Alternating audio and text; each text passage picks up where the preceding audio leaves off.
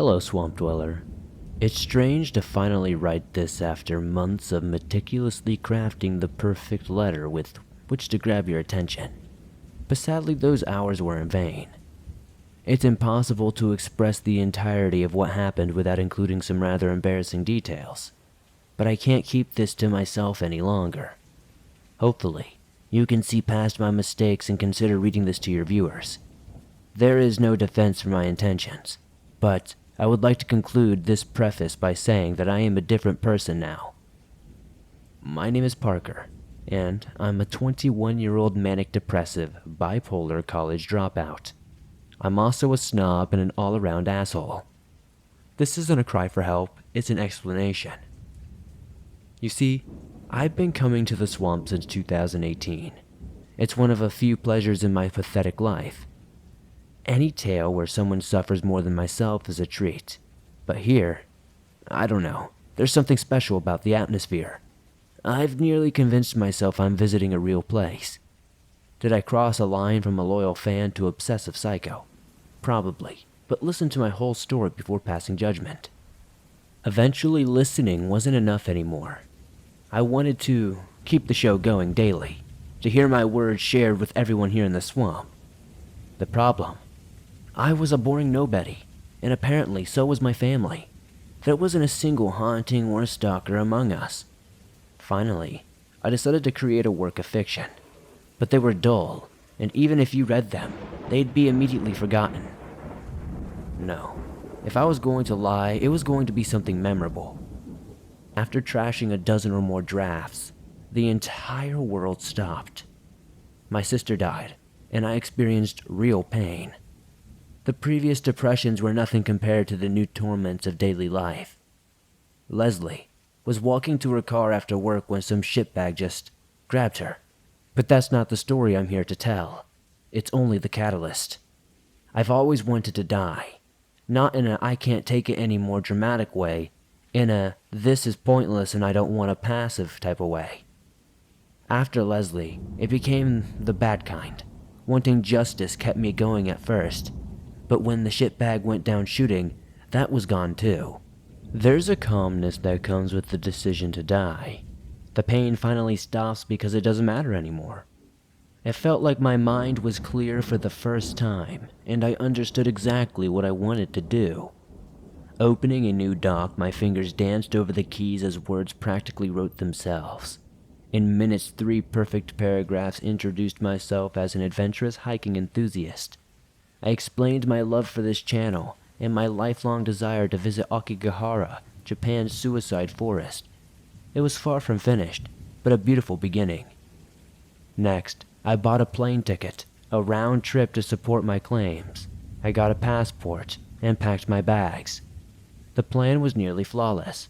I would write of my daring adventures, and when the audience was captivated with my unbelievable discoveries, I would deliver the clincher. The returning tomorrow will update soon. Of course, that was never going to happen. Later, when my body was discovered, well, you get the idea. There was a chance details about my true personality would surface, but most people want the mystery. They'll overlook a few discrepancies in the story if it's good enough, and I thought mine was. I researched the area to ensure no claims contradicted the legends too much and found the subject fascinating. In 2003, a record-breaking 105 bodies were discovered. In 2010, over 200 suicide attempts were made. Due to the drastic increases, they won't release the numbers anymore. In the year 864, Mount Fuji erupted, and where the lava flowed, Aokigahara eventually grew. Halfway up the mountain, one can see the forest from high above the treetops. The breathtaking view is the reason it was named Yukai, or Sea of Trees. Unfortunately, the surrounding villages were poor and starving. It was common for families to abandon their elderly in the woods and call it mercy. Many of them committed suicide rather than face weeks of starvation and exposure. This brings us to the Onyo, a vengeful spirit capable of causing physical harm.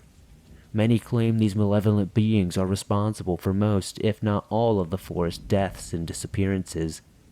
Even experienced hikers tend to lose their way. Now, the public trail ends with no trespassing notices and warning signs. Those who are determined to die simply venture forth and do it. If they're unsure, they tie a ribbon in the trees to guide their possible return. Sometimes, locals volunteer to perform suicide checks and know what it means to find one of those trails. In case you're wondering, I took camping gear, but only to support future claims. We can skip the swank hotel, weird toilets, and actual trauma of public transportation. I'd rather jump to where fantasy and reality diverged. Once I learned what it was like to travel in a crowded city, I knew multiple trips were out of the question. Instead, I took everything on the first day. Finding reception at the bottom of the mountain seemed preferable to another round trip.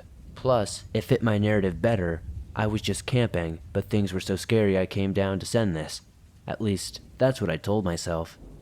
It wouldn't matter why I went back afterwards. People always make dumb decisions in those situations. Let everyone speculate I forgot something, or maybe I was forced. The important thing was to steer them away from suicide. I don't care what went in its place. Onyo, Yakuza, aliens, pick your poison. From the moment I arrived, things were more difficult than anticipated. The insects were drawn to me like they smelled a foreign delicacy in my blood, and the weight of my gear increased with every step. When the trail split in two, I stopped for a much-needed break. The signposts were in Japanese, but a passing elderly couple speak English well enough to help. They exchanged worried glances after noticing my tent. I insisted my interests only lay in camping, but it was doubtful that they believed me. I'm still in awe of the forest's beauty. It's amazing what nature can do when the trees aren't cut every 10 to 20 years. If you leave the trail, even before the forbidden zone, it's practically guaranteed you'll get lost. I stopped for a few more breaks along the way and reached the end in roughly 2 hours. A small barrier with numerous warnings offered no challenge in preventing my entry, but that's what marks the point of no return for so many. My first glimpse revealed tattered ribbons of all colors and sizes blowing in the breeze. I worried my line would be too easily seen if it started within view of the trail, but then noticed a uniquely shaped tree in the distance. Halfway there, a blue, uncut ribbon could be seen stretching into the dense foliage ahead. It inspired a combination of fear, curiosity, and regret. Turning back, I found a new landmark to the right. When sure no one was nearby, I started my own red lifeline. It was a solid hour before I found a suitable place for the tent. It was the lightest available, but as the clouds gathered overhead, the choice felt regrettable. Not checking the weather is a perfect example of the basic things I overlook in laziness. I set up between two huge trees and hoped the heavy rocks above me would help against the wind. There was nothing to do against flooding except hope it didn't happen. It wasn't until resting inside that I heard the sporadic patter of raindrops and realized the trees blocked most of it. Luckily, it never rained hard enough to be more than a nuisance, but the soothing sounds lulled me to sleep. Nightmares are a common theme in the forest legend, but that's true for most haunted places. Regardless, bad dreams are ineffective threats against those of us intimately familiar with night terrors, as long as we realize we're sleeping. One moment, I was resting comfortably. The next, footsteps were crunching in the distance. I rose to look outside, fully expecting a bear or a deer. My ears couldn't discern how many legs it walked on, just that it was heavy. The sound stopped instantly when I unzipped the flap. Taking a few cautious steps forward, I scanned my surroundings. It was then that I realized Aokigahara was a serial killer's paradise, but it was too late for new worries. Besides, I was there to die. If someone wanted to help, why complain? I turned and felt urine stream down my leg. Standing not 5 feet behind my tent was the elderly couple from before. Except now, they look like zombies. They weren't ghostly apparitions, but solid bodies. Their faces were chalk white and peeling. The woman's neck had jagged red slashes, and her husband was missing a portion of his skull. With a sickly rotten smile, the man, in perfect English, asked, "Are you sure you're only here to camp? Is there anything you'd like to talk about? We're wonderful listeners." As he spoke, they advanced from both sides, and I stumbled backwards. "Oh, don't be frightened, dear," his wife added. "We only want to help. We have a grandson your age, or we did, until he left us to rot." "The sorry, selfish bastard." Her voice became deeper with every word until it no longer resembled a woman's. I retreated faster and soon fell flat onto my back. Twisted roots and rocks jabbed painfully into my skin, but there was no time to stop for the stars dancing in my vision. The couple's approach grew louder with each step, and their cold iron grips could come at any second. I flailed, desperately propelling myself backwards, but my clothes snagged in several places. Finally, when I thought my heart would fail from pure terror, I jolted awake with a loud clap of thunder. Outside in the cool, fresh air, I noticed my clothes were soaked in sweat. Once changed, I started a fire and wondered at the possibility of staying awake for the rest of my life. Having one of those dreams at night was something to avoid. Phantom pain lingered from the imaginary fall. But as a lifelong hypochondriac, I've learned to ignore most aches and ailments. In a blatant act of rebellion, my brain showed me awful things waiting in the forest, creeping closer by the minute. I didn't care about the story anymore. I was trapped. If I fled in the dark, every branch would be fingers, every animal would be demons, and every cold breeze could be the Reaper's breath. Shadows darted about in the corner of my eye, but I was paralyzed. The trance was only broken when a figure suddenly lunged into the clearing. I turned my head in time to catch a glimpse of a pale, angry woman before she vanished. Taking advantage of my regained mobility, I dove into the tent. I felt a cold certainty. That's what they wanted, but my anxiety grew in tandem with the darkness. Staying outside was not an option. I felt naked and exposed. Countless eyes were watching, waiting. But for what? The whispers hinted suicide, but I wasn't ready to admit I heard them yet. Things were almost calm during the first hour. Writing seemed like a good distraction, but it was difficult to focus. It wasn't until accidentally dozing that I heard real footsteps. Several. The firelight cast tall, exaggerated shadows onto the tent, and they grew taller with every step. There were at least 6, maybe even more. I thought they would force their way inside, but they circled me like vultures. Round and round they went, slowly, never stopping or talking, but occasionally they showed me things. I could hear, smell, and feel everything. Most husbands granted their wives quick, painless deaths before committing suicide, but sometimes they tried to survive out there. Either way, death always came, and the men were always furious when it did. Their rage and hate poured into the land, strengthened its curse with every fresh infusion of fury. What's interesting is how the same children who left them on the mountain were in turn abandoned by their own offspring years later. The Onyo never forgot, and their sons were greeted accordingly. The practice of abandoning the weak may have ended, but its victims remain, and they hate us, all of us. The visions continued until all meaning of time was lost. My head ached and my eyes grew heavier with each passing minute. I had drifted off for only a moment when the sound of tearing fabric startled me. Inches away from my ear, a long black fingernail poked through a small hole, and I screamed in surprise. The finger was immediately replaced by a glazed blue eye. Gripped by panic, I leapt away from the tear, covered it with my pack, and sobbed as the circling footsteps resumed. I stayed that way until dawn, when all fell gloriously silent. There were no retreating footsteps into the forest. They vanished mid-stride as if never there. I opened the flap wide enough for a peek but saw nothing. The gray light of the morning filled me with renewed determination. It was imperative to finish my business before sunset, but I was no longer sure what that entailed. Not wanting to trust any decision made under duress, I reassessed my situation from the beginning. The real doubts began with my letter to you, Mr. Dweller. It was nothing compared to the nightmare of reality. After much soul-searching, the file went into the trash bin where it belonged. When I decided to visit Aokigahara, no part of me expected to witness any form of supernatural activity. Now that I had, I would practically be a criminal not to share it with the swamp, right? Admitting, I might want to live was too scary. That would mean returning to my miserable existence of everyday life.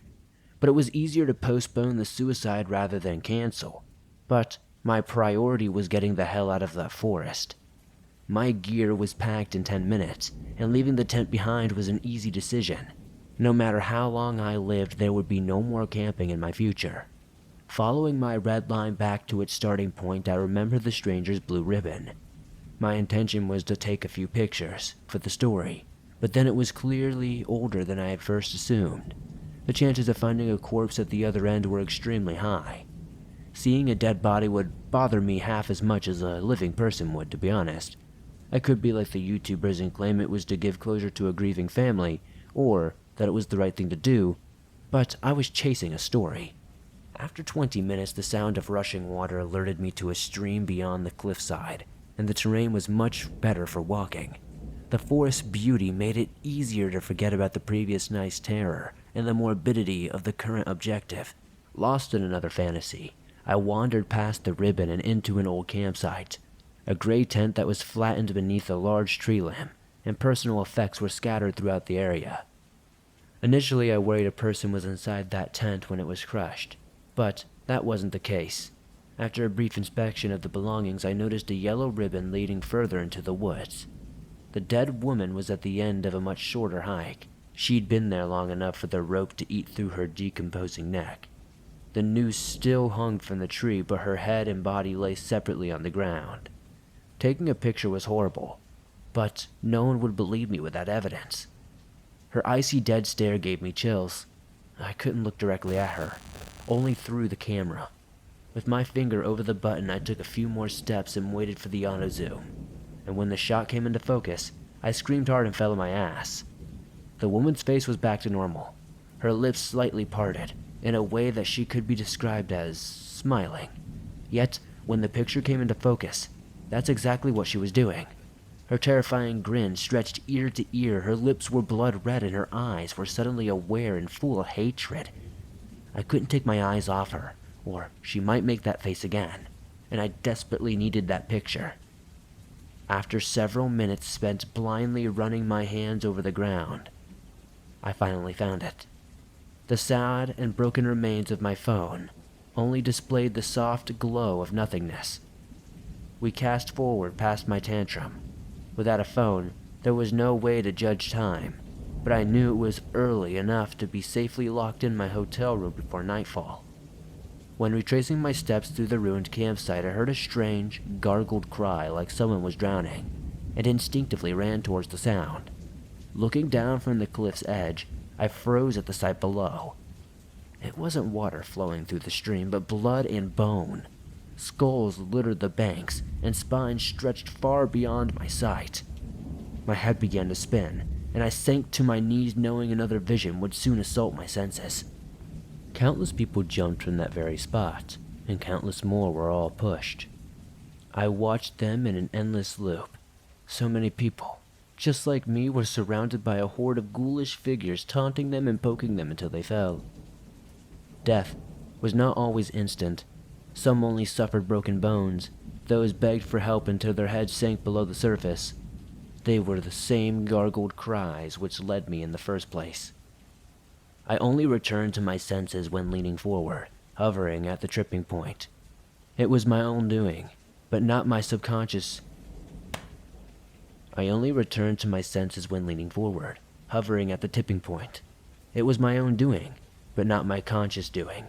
It required all my willpower to carefully lean back and avoid panicked movement. When there was a comfortable amount of distance between myself and the cliff, thunder boomed overhead, and the sky was quickly growing dark. That's when I remembered my laptop. It had a clock, but with a little luck, my phone would appear on the Wi-Fi options. At first I assumed it must be on American time, because why else would it say 5:15 p.m.? The battery was over half full, but the power died when I opened the Wi-Fi settings. When pressing the power button, the light blinked and died. If it was almost 6 p.m., that meant I missed the sun's entire journey across the sky while I was... what? What could account for so much time? I had done nothing but walk. The answer hit me, and I almost lost a little food in my stomach. It hadn't felt long at the river, but my muscles were weirdly stiff when I returned to my senses, as if confirming my worst fear. The bottom of the sun dipped just behind the mountain's back, and the long shadow fell across the land. That's when the whispers returned, but it was hard to distinguish the outside voices from my own while crying in the dirt. Kill yourself now. Forget the story. You can't spend another night out here. No matter who said it, these words were true, and I couldn't help but agree with them. After repacking the computer and finding my flashlight, panic really consumed me. I ran without looking back. The headless woman would be there. There's no way to prove it, but she would. A painful stitch in my side soon forced me to stop. The flashlight definitely would not have enough battery to last all night, but I did not turn it on until it was pitch black. It should have enough power to make it to the public trail at least. The plan was to walk until the light dimmed, then start a fire next to the path. If nothing else, having a plan granted me several minutes of reassurance. I genuinely saw myself making it out of there and being a better person for it. Like one of those life-changing experiences you see in a movie where the main character is entirely a different person at the end. All I needed to do was walk back to the blue ribbon. Even I couldn't get lost in that short space between it and the public trail. The ribbon was gone. I followed it when fleeing the river, but it wasn't there anymore.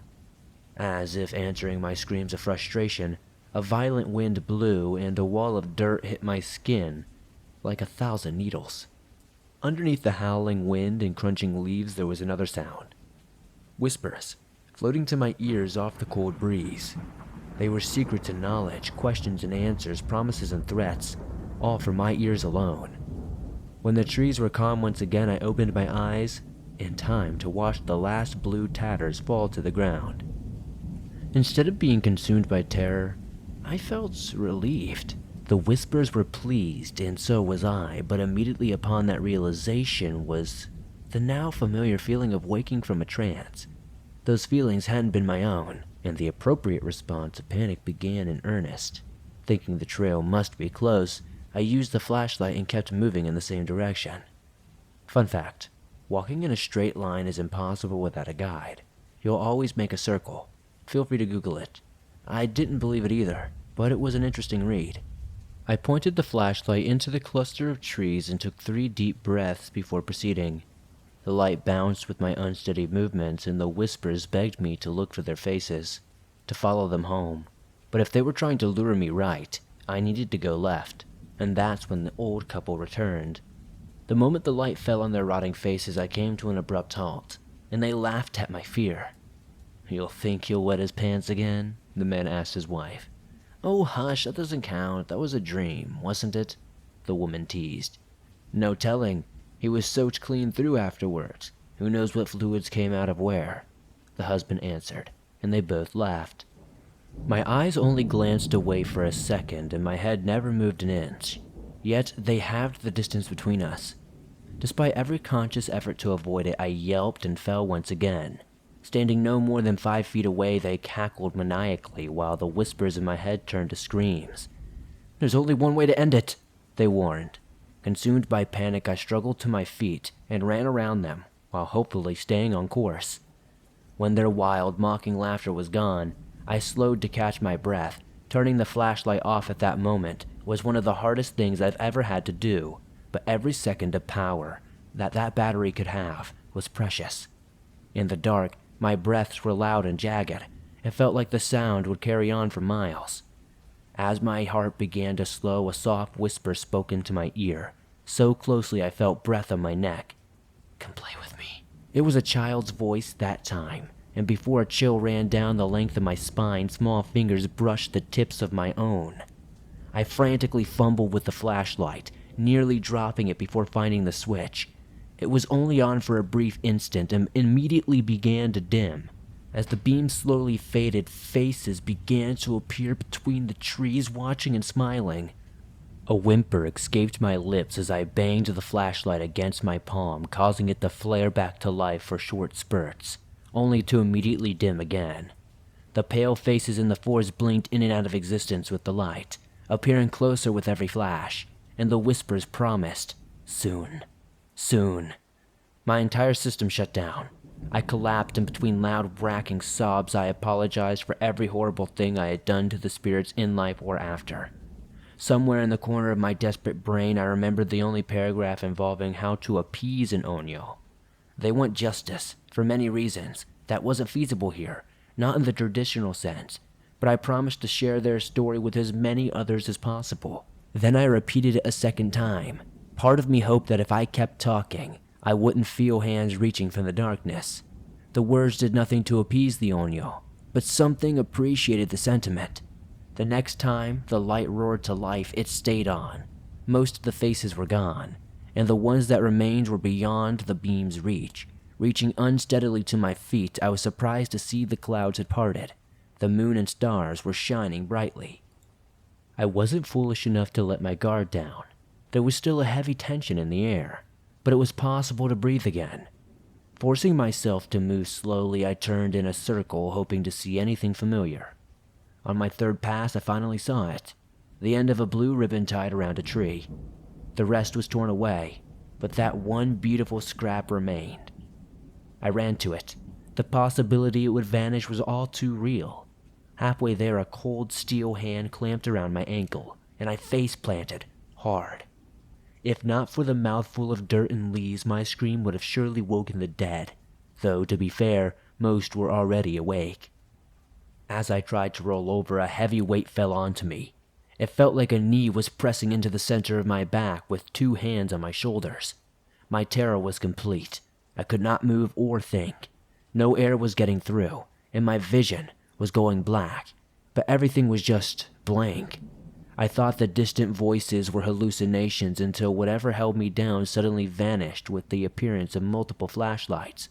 Fortunately, the hotel manager was always suspicious of my reasons for camping at Aokigahara. When I hadn't returned that day, he reported me as missing, and the officials refused to start the search until morning. But the manager said that he had a bad feeling. He and his friends, with a few locals who volunteer there, all came out and looked immediately. So yeah, I definitely owe that guy my life. There's a lot I'll never know about what actually happens out here, but I've been thinking about it ever since. You know, what you believe is up to you, but I have a theory. Suicide was viewed differently in Japanese culture. In the feudal era, the act of seppuku was an honorable way to take one's own life. It was often carried out with a short blade to the abdomen, ensuring an especially agonizing death by disembowelment. There were a variety of reasons, usually to restore lost honor or to prove one's loyalty. But the important thing is, it wasn't the shameful, cowardly act most Americans view it as. They had a special name and honor traditions to show it was not for the weak. Many poor souls were happy to die. They saw it as putting extra food in their children's mouths and freeing their caretakers from an unnecessary burden. They expected their sacrifice to be honored and remembered, not forgotten on the mountain with their rotting corpse. So I promised to remember, to pass their story on to all who would hear it. I think that's why some decided to let me leave. Not out of kindness or mercy, but a desperation to be known. I'm not sure if that conveys the profound life lessons I've learned, but if nothing else, please try to be less judgmental towards others.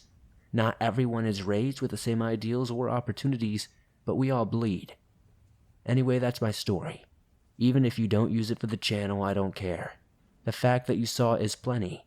Most importantly, thanks for all the shitty nights you've gotten me through. Whether you know it or not, I think you might have saved a few lives when you started this channel. It's not just that you provide quality content or entertainment, it's that you include all of us in every episode. You've created a second home where all of our friends are welcome like family. I hope you know that.